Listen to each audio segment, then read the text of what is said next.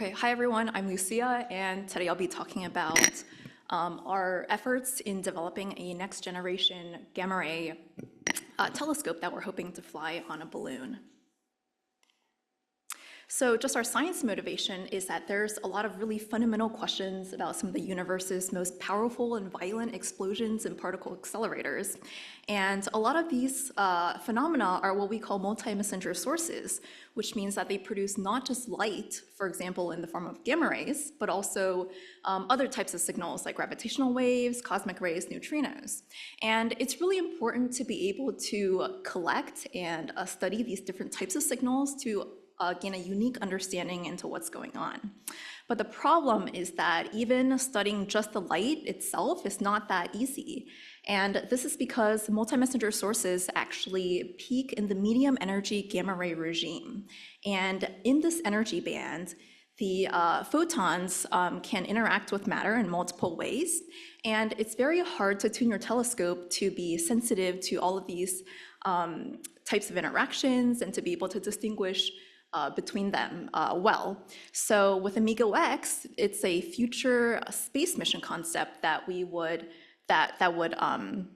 aim to address this challenge, and Compare is really a prototype to build eventually something like Amigo X.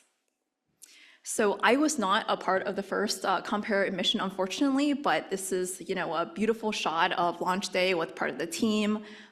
They had a successful flight in 2023 from Fort Sumner. And the payload is fairly straightforward. It sits upright, there's no pointing requirements. It flew for about 6 hours. And so the gamma ray goes through the tracker, interacts, and then has the energy deposited in the calorimeters. So it was a piggyback flight from CSBF, and Compare 2 aims to basically improve on the first instrument. So with Compare 2, it is again a gamma ray imaging telescope. It measures Compton scattering and pair conversion interactions, hence the name Compton pair. And you can see in the picture that it is essentially a flight-sized subsection of the Amigo X instrument concept. And eventually, we are hoping to be funded on an engineering flight from Fort Sumner again in about 5 years, and on a long-duration flight from New Zealand after that. So for those who are not gamma ray astrophysicists, your Compare 2 instrument is quite different from, for example, an optical telescope, which has mirrors or lenses. But the main important thing to note is that there are two main modules in this instrument. So the top layer is the tracker, which has 10 layers. The top module is the tracker, which has 10 layers of these silicon chips called astropix that Regina has talked about, and Dan. It's integrated readout, it's low power, adapted from the particle physics community. And the bottom module is the calorimeter, which is composed of 6 layers of thallium-doped cesium iodide crystals. And these have a lot of flight heritage from other gamma ray missions. We also have silicon photomultipliers, which replace the older photomultiplier tubes in older missions. So it's great to have a concept, but to actually build something like Compare 2, there are 3 main challenges that we're trying to tackle. So the first one is that to have a sensitive telescope, we basically need to reduce all of the structural mass around the detectors as much as possible. But in doing this, we still have to maintain structural integrity and make sure that the heat from the detectors are being dissipated well. So it's a really interesting trade-off between thermal, materials, structures, and also science.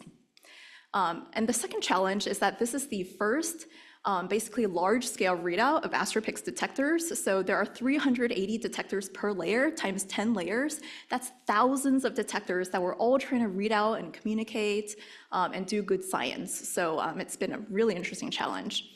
And the third is that with so many detectors and wires and electronics, we really have to find a way to have a consistent and efficient manner in assembling all of the instrumentation. So that's what we're working on with our partners from the Department of Energy, just to try to automate this as much as possible.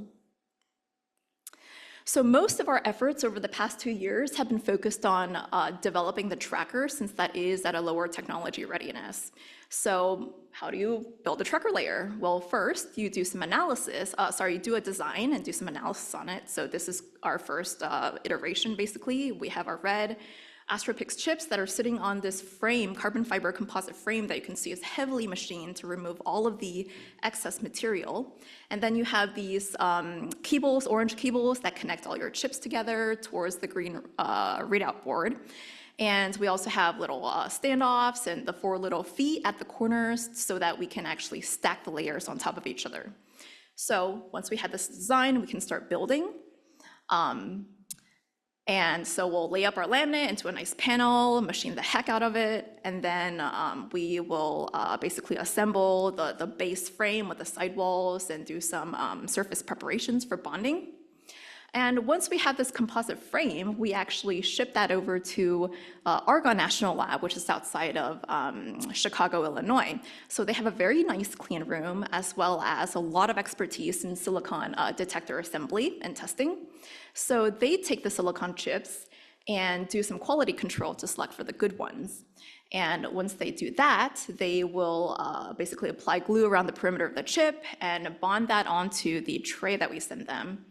And then they'll bond on the rest of the electronics. And so once you have your tray integrated mechanically, you have to actually integrate that electrically. So then they also do the wire bonding to connect up all the chips with the readout. So this is just a little video of our wire bonder doing its nice little dance. So once, as you're doing the wire bonding, Argonne also does this lane by lane checkout. So just to verify that things are making sense, and if you see any hotspots, well, maybe there's an issue with the wire bonding there, so they'll do inspections and rework, just to make sure that everything is good to go. And then finally, once you're satisfied with your wire bonds, you can encapsulate them to make sure that they don't get damaged. And I do have personal experience, unfortunately, with how easy it is to damage these wire bonds. So it's been a very hard lesson learned. So all right, so once Argonne assembles this nice basically tracker layer, they send that back to us at Goddard, and we'll do more inspections and functionals. So there are actually 27,000 wire bonds across this whole segment, and each one is thinner than a human hair. So there's a lot of inspections just to make sure that everything checks out, and that is definitely something that we're trying to improve and automate, and hopefully even figure out other innovative ways to connect up our electronics. And this picture on the lower right is just an early iteration where we had some issues. And so we had to use tiny little tweezers under a microscope to pluck out one single wire in some locations. So a huge shout out to Dan Violet for having extremely steady hands. It was very impressive. All right, so where we're at right now is that we have 2 tracker engineering test layers on the bench. These are not flights, they're just our first iteration. And so I affectionately call them things 1 and 2. So thing 2 was actually assembled first for the electrical team to do testing and firmware development.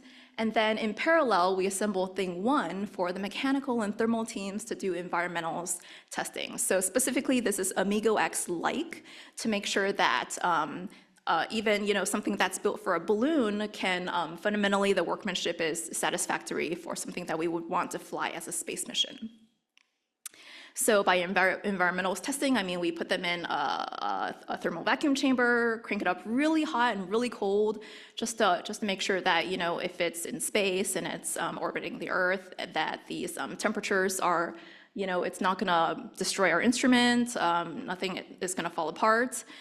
We also powered on the electronics at hot and cold dwells to be able to correlate our thermal model to basically model the way that the heat flows across the tray. And you can also see that in the picture, we're kind of in this ravioli configuration where our layer is basically wrapped with thermal blankets to simulate the fact that in an instrument stack, your layer actually has other layers above and below it. So there are detectors above and below that are keeping things warm. So that it's not an easy way for the heat to just dissipate out. So We did this testing and nothing seemed to degrade, so I was very impressed and happy. And then we took it to vibration testing. So we subjected it to Amigo X-like launch loads as if it were going to go up in a rocket into space. So we basically shook it up on all three axes, and you can see that the third axis, the z-axis, was a little bit more nerve-wracking, but no chips popped off. I was very impressed. We had significant margin, and our test data actually correlated very well with our structural model. In terms of next steps, we're finishing out doing full readout testing with our current engineering test units. We're going to take all our lessons learned in terms of design and assembly processes, as well as new detectors that are being fabricated, and integrate that into kind of a next engineering test layer in 2026. I call that Tracker version 2. And on the calorimeter side, things have been kind of quiet, but the Naval Research Lab is basically assembling and testing the crystal detectors, and as the Goddard folks here are working with them to build the housing that the crystals will sit in. So in early 2026, we're gonna submit a proposal to hopefully build the full flight instrument for the balloon. So that's a 10-layer tracker, a 6-layer calorimeter, as well as an anti-coincidence detector. We'll build our gondola and supporting electronics, and then hopefully we can do an engineering flight from Fort Sumner in 2030. So Regina already showed the slide, but it's a great just vision of how far we come. And so Dan talked about ASTEP. We'll hopefully be flying on Compare 2 on a balloon soon. And then when the next medium class Explorer call comes out, we will be submitting a proposal for kind of a couple $100 million next generation medium energy gamma ray space telescope. So just a final shout out to the Compare team. It truly takes a village. We have amazing scientists, engineers, and students from around the world, led by Regina and Carolyn as the PI and WDPI. So thanks. Are there any questions?